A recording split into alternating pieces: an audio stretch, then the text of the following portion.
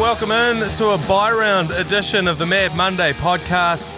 Tino Whaasua Manaia joining you live and direct from the Export Beer Garden studios and brought to you by 4 and 20 Pies. And it is my pleasure to be joined remotely by one Tohu Henwood. How are you, Tohu? Mate, I must say I used to enjoy a bye round more because I was always a bit stressed about whether the Wazzers were going to win or whatever. But now we're actually a solid team. I miss us because I'm so used to getting up for a game, then celebrating a win.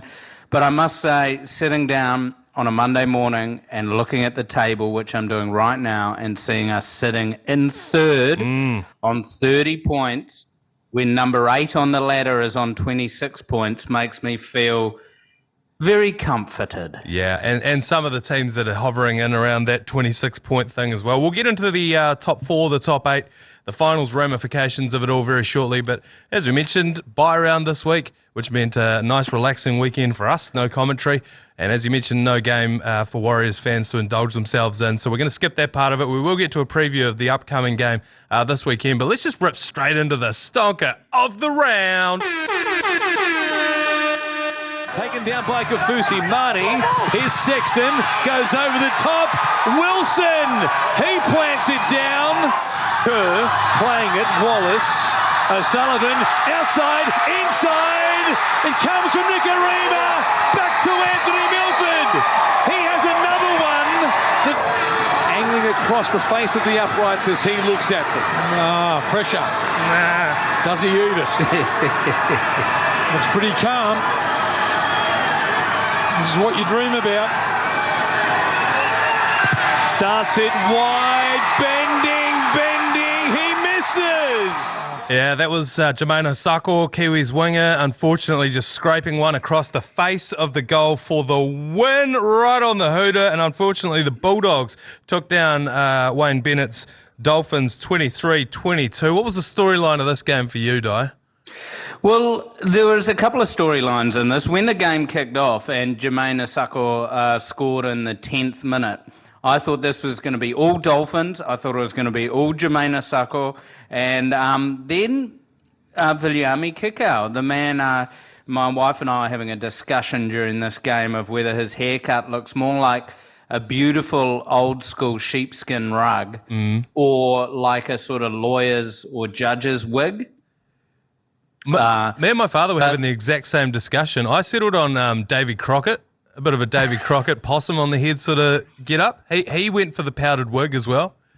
I think what's so fascinating about that hairdo is it's an amazing dye job. Like, it's so thick and it's perfectly coloured.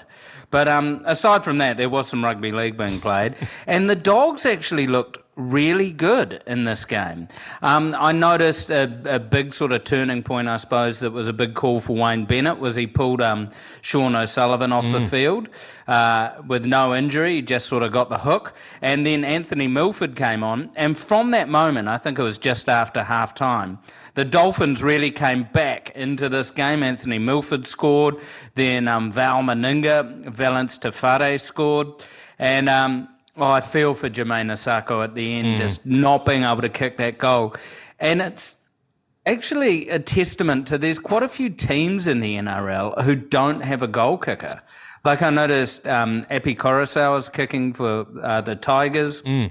And when you get down to the pointy end of the season, it makes you realise how awesome having someone as solid as Sean Johnson is for those big kicks and for field goals and all that. Yeah, 100%. You mentioned Milf there. He came on and had an immediate impact. I think he actually scored 2 tries in the end. He scored the first try closer to the post and then the last try further out wide. He scored that last one in the 78th minute. And this was a guy who just a few years ago was $1 million man. He's had some off-field indiscretions. Was it him? No, it was Albert Kelly, I was going to say, that stood on Payne Haas's boots. But, you know, in and out in and out of the league, in and out of different teams. You mentioned Kikau looked phenomenal. the house, Valens Tafare, that individual try that he scored, it's almost a joke. You can't stop a guy that's built like he is that far out from the try line. One of the interesting parts to me, though, and I love when they do this, they played this game in Bundaberg.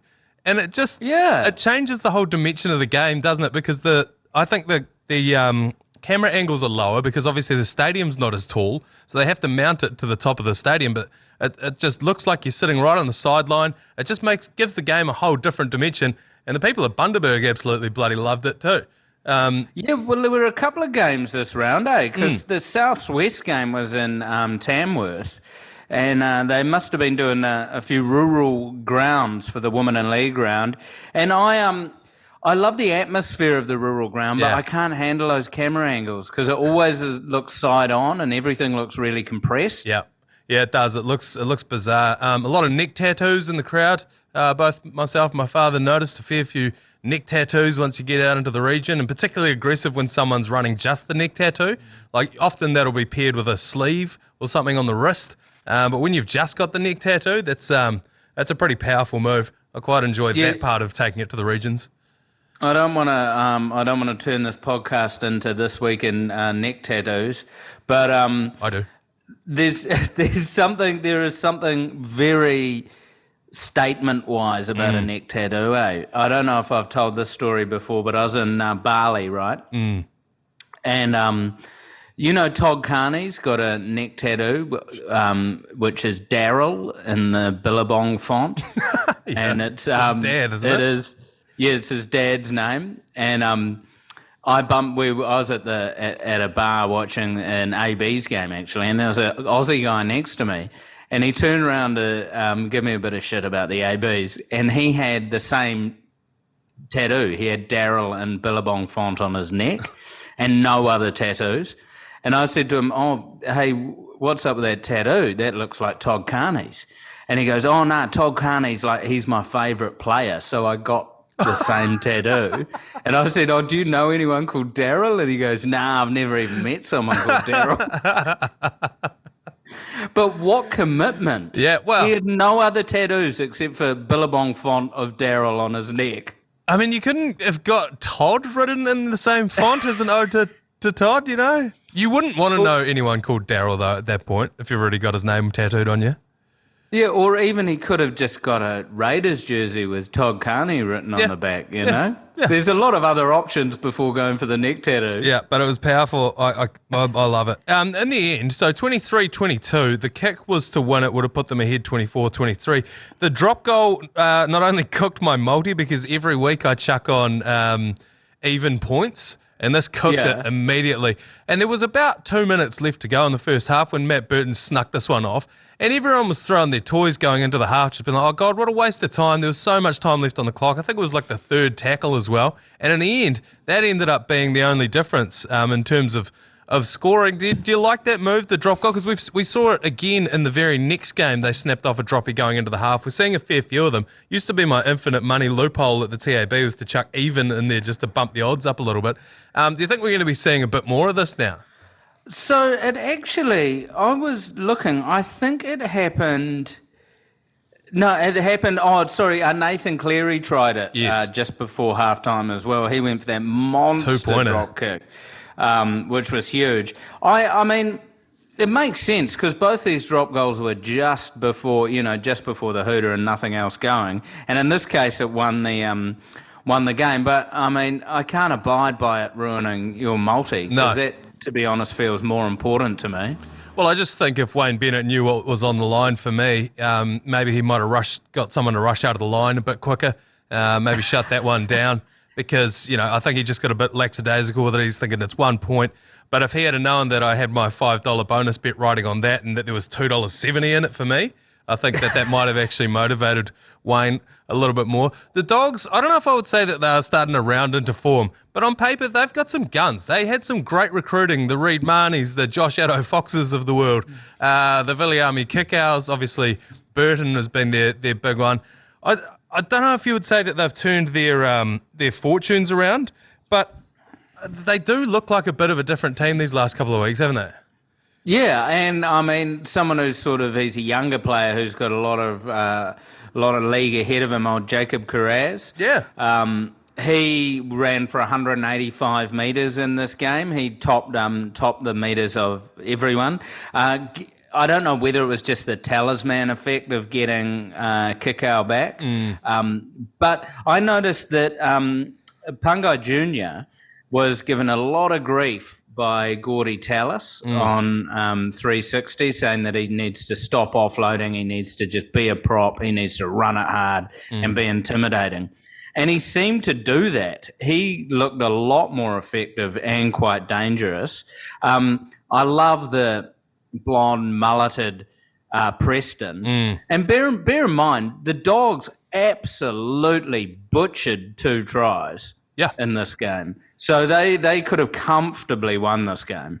Yeah, but, in the end, they snuck through with just the 1 point. And after all of that, that was the stonker of the round. Those two teams sit in 15th and 13th, respectively. There is a little bit of a logjam down towards the bottom, but I don't think we'll be seeing either of those guys sneaking into the top 4. Hey, Manaia, how crazy is it that I was texting with a mate who's a massive Sharks fan.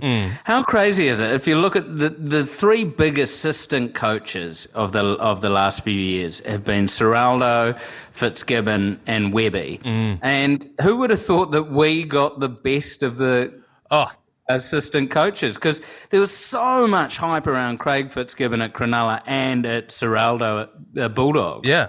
And then where have they gone? I saw someone had a sign about it. I think it might have been when we played the Bulldogs earlier this year, saying that we got the better assistant coach out of the group. And we did. I was watching a few interviews of dudes talking about, Andrew Webster and the journey that he's had to get to where he's at the moment, and how long his apprenticeship's been, and all of the things that he's picked up along the way. And it's hard to argue against when you're looking at it, because like I said last week in the group chat, I think you guys mentioned it on the podcast, that really the Sharks on paper are as good as us in terms of talent on the field. And it seems to me like the only real difference is Webby. And they had a chance to get him, you could argue. Look, I completely agree with you. We are so similar to the Sharks. Yeah. Like how they've got a really big, solid forward pack. They've got stars out wide, but also they've got some people who need a bit of work. And Webby's just got the best out of the Warriors. And Fitzgibbon, who's a massive defensive coach, he was the defensive coach at Penrith. He hasn't really clicked with them. And I mean, if we can just take a little side step from the stonker to the Sharks, they how's that? Them losing Will Kennedy, and also bear in mind, the Panthers only put 28 points on them. We put 40 odd. Yeah, I think the worrying thing for me is they didn't register a point, the Sharks. That didn't even really look like registering a point. The Panthers were sort of all over them, to be honest. Like you say, they only scored 28. And I think the reason you say that is because it seemed like they were going to run up 50 at certain points in that game as well, eh? Oh, I was waiting for the floodgates to open. And, I mean, I hate to say it, but your favourite player of mine, Jerome Luai, had an absolute blinder in that game. Yeah. Well, look, a broken clock's right twice a day as well, isn't it? Not guilty, Your Honour. Yeah, what are you getting the ref's room number, mate? All right, well, let's move on from the stonker of the round then. Let's get into the top 4. So the Warriors at the moment, as we mentioned before, they're sitting in top 3. They're tied with the Storm on 30 points. The top 2 are the Panthers and the Broncos in 34 points apiece. I kind of feel like there's a top 2 at the moment in this league, and it's the Broncos and the Panthers. And then there's sort of another bracket below that. That's where we sit. Then there's a bunch of sort of also-rans who are fighting for the 8. It just still seems so surreal for me to see the Warriors in that top 4. And when you look at our run home, it's not too ridiculous to think that we will still be there come playoffs time. Yeah, I mean, I think it's important to realise that the back end of the season, there's a lot of pressure off these teams, like the teams we play. Titans, Wests, Manly, Dragons and Dolphins. There's pressure off these teams, which actually mean they often perform better because they're like, whatever, we'll just play for it. There's people playing for contracts and so forth. So these are banana skin games. But also, this is a relatively easy, in terms of the NRL, run home. So we need to ice these games. Yeah. We need to ice these games because if you look at, even though we're sitting third, my sort of power rankings, if you would, I would maybe put Melbourne ahead of us and put us in at fourth because Melbourne, they look clinical because they lost the week before to Newcastle, which would have been very embarrassing. But then they just put the Eels to the sword, 46-16, and they looked very clinical. I'm not saying putting anything against the Warriors, but I believe we have to ice these. Out of our last 10 games, we've won 7, lost 3. That's the same stats that Melbourne has. Penrith have won 9 and lost 1. Yeah. And Brisbane have won 7 and lost 3. So Brisbane, Warriors and Melbourne are very similar. We're very close on defensive efforts as well. Yeah. We're actually the second best defensive team. Let's go. So that's pretty amazing. Penrith are ahead of us by 100 points in terms of defence. So Penrith are really streets ahead of everyone. But I was honestly being quite generous, thinking we were going to finish 12th this year. Yeah. And this is an absolute dream. And what makes it better is we deserve to be where we are. This hasn't been flukes. We deserve it. We beat the Raiders.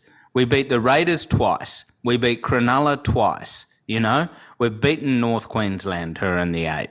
Now we need to ice these games against the easier teams.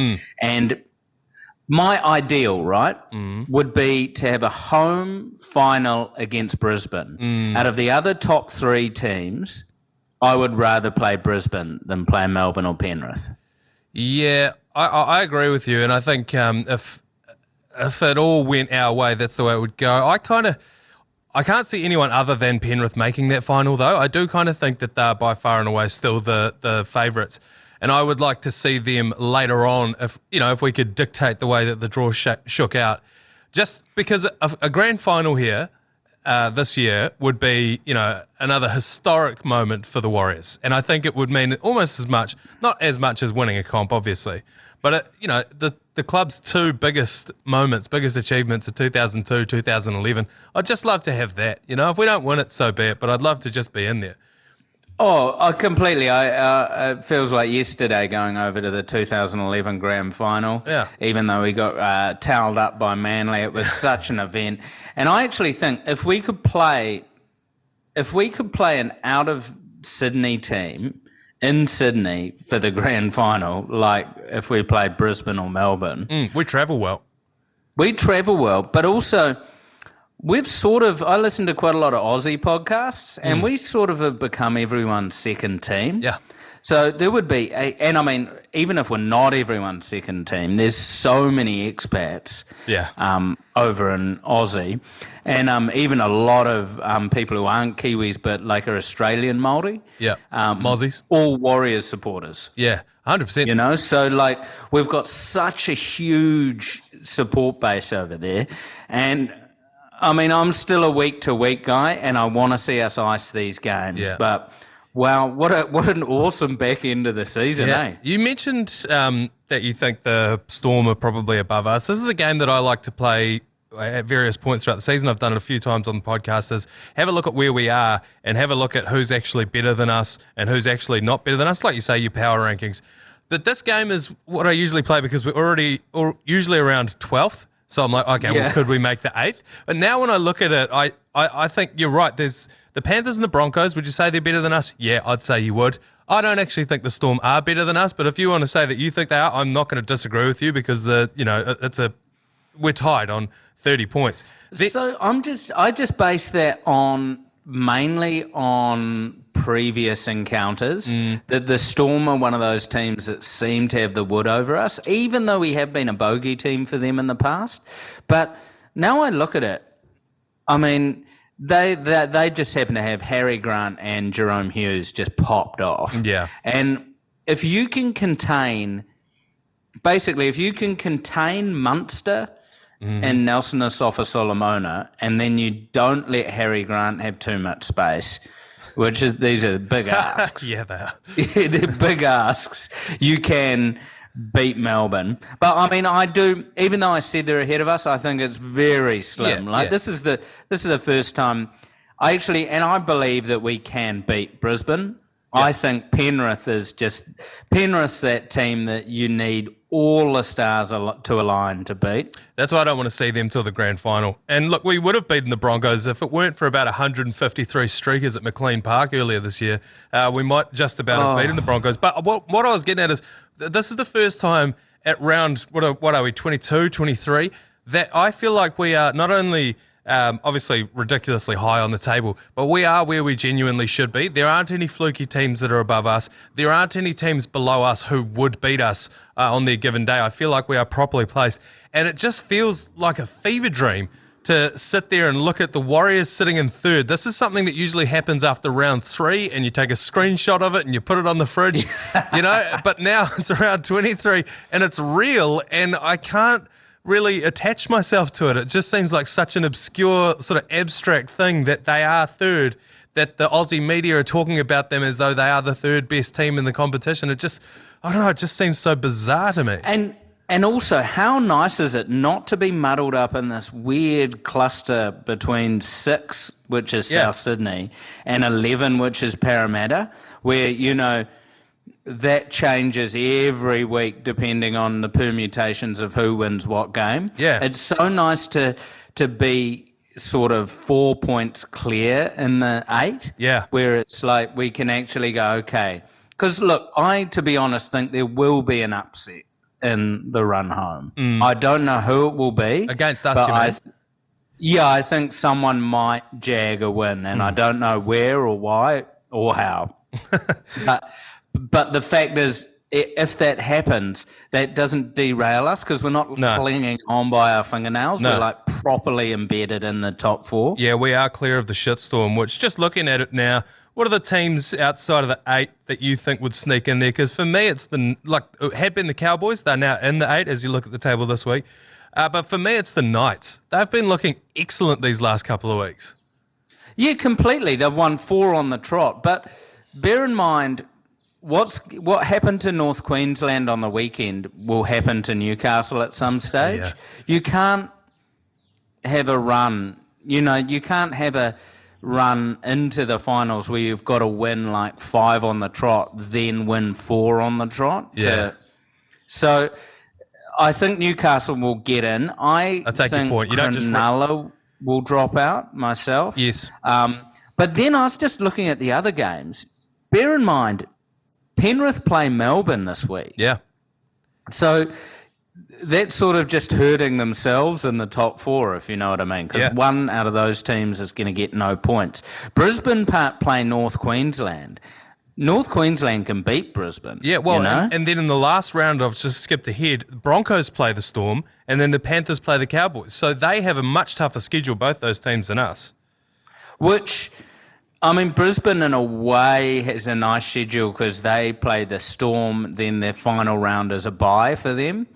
So they get a proper freshen up going into they've had the most into the finals. But Brisbane get a pretty soft draw. Yeah. Oh, their entire schedule from the start. Remember we were saying after like week 10, we were like, they haven't left Queensland for one game. They played like 4 games at the same park in a row. They've been mollycoddled into this second position. Oh, and they had 2 away games at Suncorp in the first 10 rounds. Yeah. That's ridiculous. When does the Warriors get an away game at Mount Smart Stadium? It was just a few weeks ago that we were complaining about how, Australia had said they want to thank us for everything that we did to keep the comp going.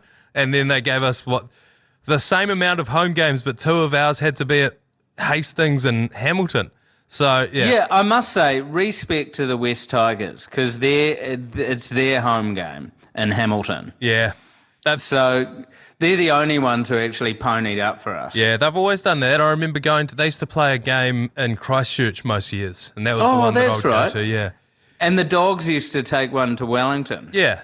So I always had an affinity for the West Tigers, but this year But also, you look at Brisbane's run, then, South Sydney are on the road for 4 of their last 5 games. Yeah. So, I mean, there's some teams seem to get a rough draw. Some teams sort of get an easy draw. Souths, I mean, I think they could start winning a few. They've got Cronulla Dragons, Newcastle Roosters. Yeah. And Latrell look back in form. Yeah, 100%. Not guilty, Your Honour. Yeah, what are you getting the ref's room number, mate? Do you subscribe to this theory that a easy run into the playoffs is actually bad for the Warriors' preparation? I've been tossing this up, actually. No. I actually think that the fact that we've got teams, the Titans, Manly and Dolphins, are all respectable sides who have decent players. I, to be honest, would rather have the run that we have and win all 5 of those games. Yeah. And get potentially 2 home finals. Yeah. Than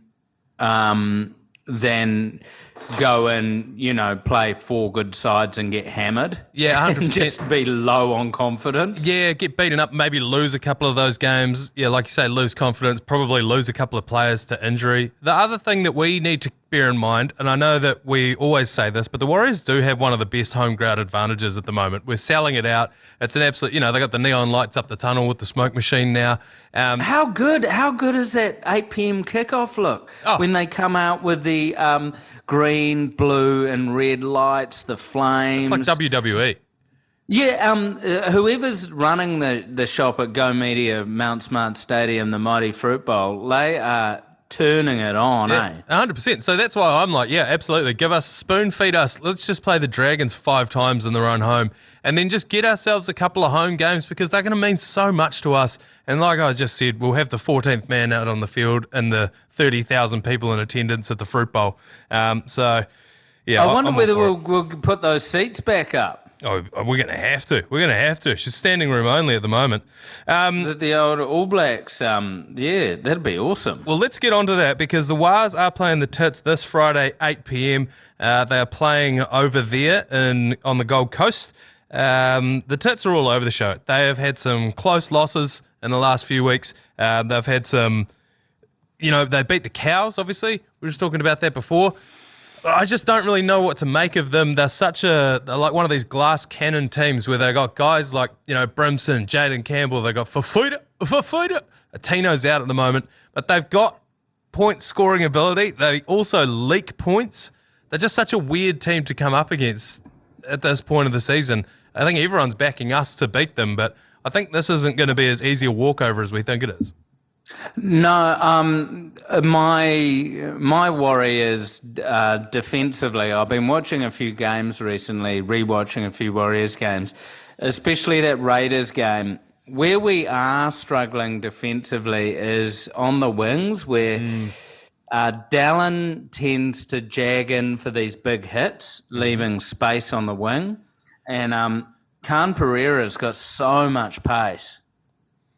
Yeah, he's sort of survived. I've been trying to drop him and Paul Alamotti the entire season, and my Supercoach team haven't been able to get rid of either of them. No, and every time you try and get rid of him, he gets like 90 points. Yeah, 100%. Yeah, I know what you mean. You're right. And I was listening to an interview with one of their defensive coordinators, the Warriors, and they were talking about that's sort of the last cog that they really need to sort out. And he was saying that it was because they have a new scheme that this was at the start of the season that they were trying to put in. And obviously part of that is Dallin jamming in, and then whoever his centre is covering that pass out to the winger. And I guess it's just a matter of them figuring out when they're doing it, when they're not doing it. But you're right. We saw it just last week when we played the Raiders. That's how they managed to score that try to draw it level, was down our right side edge. Jack Whiten just ripped us to shreds down there. And as you mentioned, these Titans, that's the kind of thing they can do. On top of that, we also have Fafita to worry about down that very edge, and he draws in all the flies. He's an absolutely fearsome individual. So, well, he's got that Nelson Asafa Solomona buzz where you've got to commit so many tacklers to him. Yeah. and he always manages to get a pretty solid offload going. So, yeah, I feel we are the better team. We are the better team on paper. Yeah. I think we don't struggle travelling to Seabus Stadium. No. It's 8 o'clock game New Zealand time, so it'll be 6 o'clock. It should be a dry track, which is what we like. Yep. We're coming off a bye. It would just be great to see us open up with those big sweeping plays from Shawnee J, Metcalf. Hey, what do you think about the Pompey re-signing? Look, I just don't know where he's going to fit. Now, I was having a yarn to a good mate of mine the other day, Roger Tuivasa, Sheck. I was talking to him the other day. Yeah, he seems like a good dude. Yeah, good guy. Fullback, obviously centre for the All Blacks. And he himself said he's going to be playing centre next year. Now, that makes it quite tight for the centres that we do have. We've got Rocco Berry, who seems to have cemented himself in one of those jerseys. We've got Adam Pompey, who seems to have the other one. But what we're forgetting is Ed Cossey exists, and the Cossey Club was absolutely pumping. Memberships were through the roof. People's photos were up in the foyer for submission to become part of the Cossey Club. The darts on a Wednesday was absolutely rollicking. So when the Cossey Club comes back, Dallon's got that 5 jersey locked up. On the other wing, you've got Montoya. I think you move Montoya to centre, and I think you put Cossey back on the wing, which only leaves one spot for Adam Pompey and Roger Tuivasa-Sheck to compete for.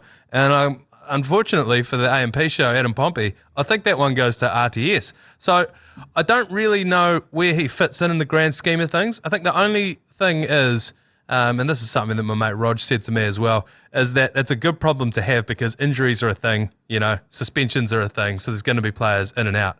And you want to hear 2 other names, Tamati Martin and Chanel Harris-Tavita. Yeah, 100%. CHT and Tamati Martin are both quite handy centres. They're very good defensively, good ball players, good runners. So, I'd rather have this problem than and have no one.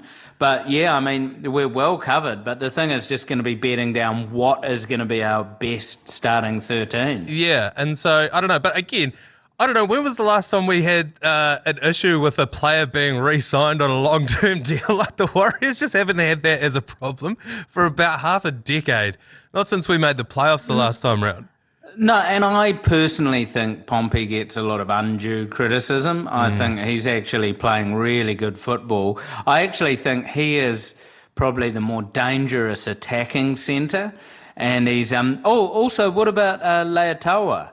Leataua.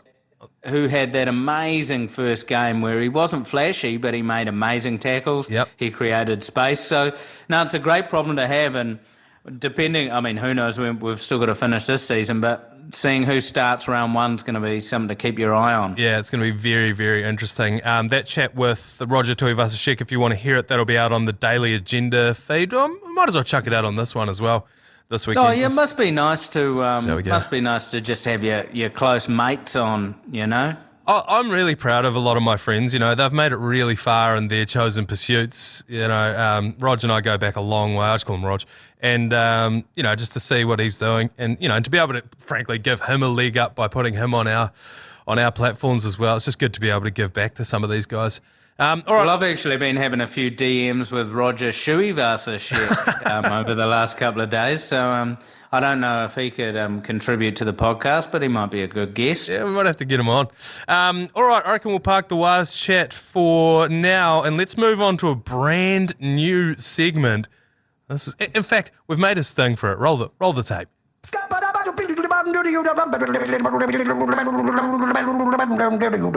I'm the stats man.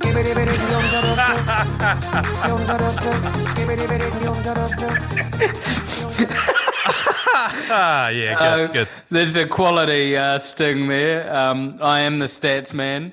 And this week's stat is an epic stat, and a stat that if you look up the photo of this man who ended the game covered in blood, looking like a rugby league player from the 1960s, this stat is about Cam McInnes at the Sharks, and he set a new mark with his 75th tackle in the 68th minute.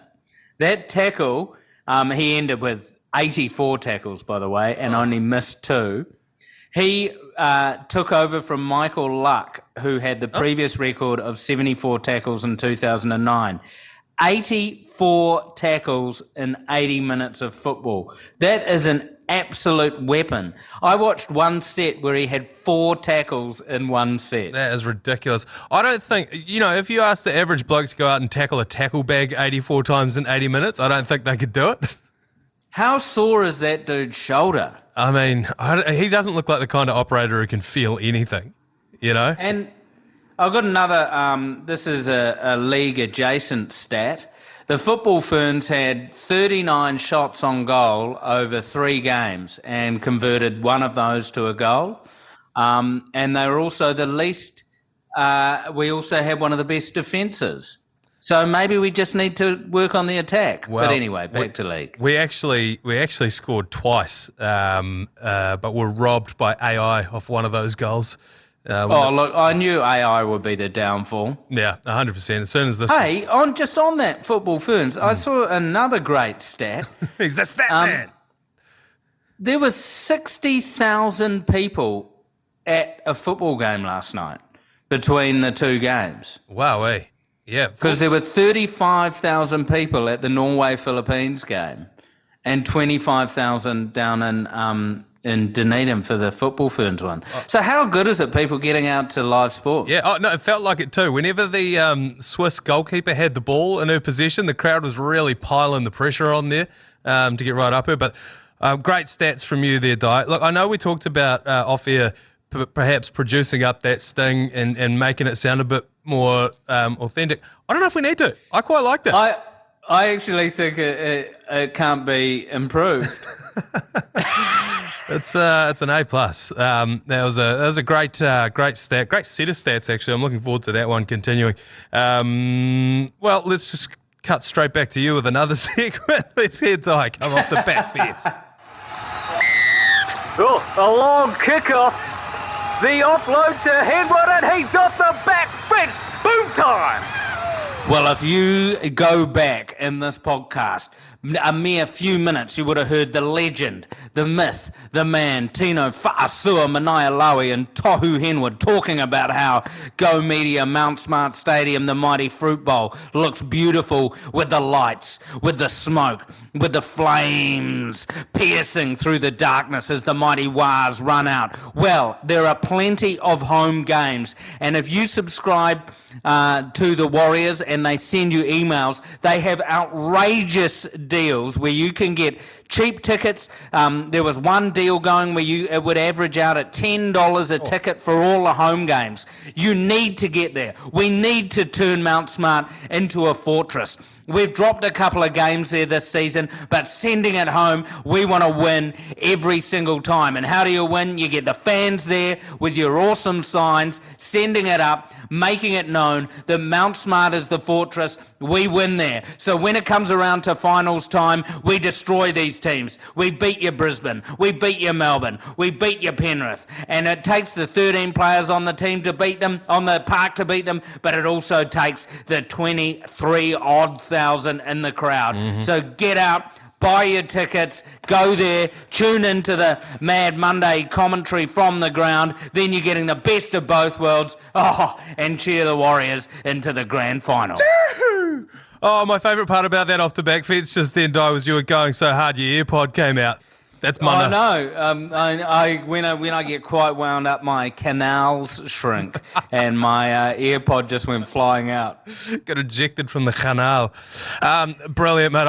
I love your passion. I completely agree with you as well. $10 to get along to those games. It's a unique sporting experience. And if you're a bandwagoner, just get on down there, The bandwagon, I know people down there love to take the piss out of them. I saw Christopher Luxon was at the game the other day, and I saw him on someone's Instagram story going, first Warriors game. And he goes, I come here all the time. They goes, I've never seen you.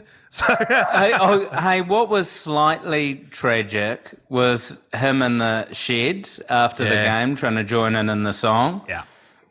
That made me a little bit sad because, don't want to bring politics into this, but I don't think politicians should be in the sheds after the game? Nah, maybe the Prime Minister, and that's it.